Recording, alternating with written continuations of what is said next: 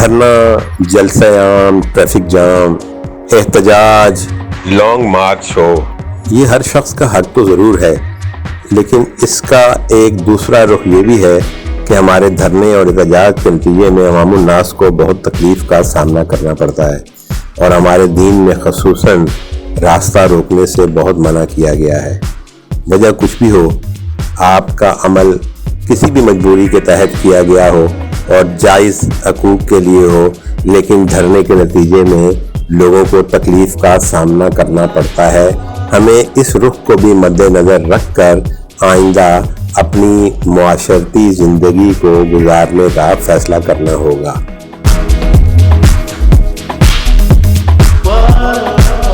بسم اللہ الرحمن الرحیم۔ یہ آپ دھرنا دیکھ رہے ہیں، میرے کو افسوس ہوا جب لیڈیز کو یہاں سے آتے ہوئے دیکھتا ہوں، ہر ایک کی مائیں بہنیں ہوتی ہیں، یہ غلط ہے، کم از کم لیڈیز کا احترام کرنا چاہیے۔ آپ دھرنا دیں MD واٹر بورڈ کے دفتر میں جا کر، وہاں پر جا کر، اور یہ لیڈیز آپ ادھر کیمرے میں دکھائیں کتنی لیڈیز پیدل جا رہی ہیں،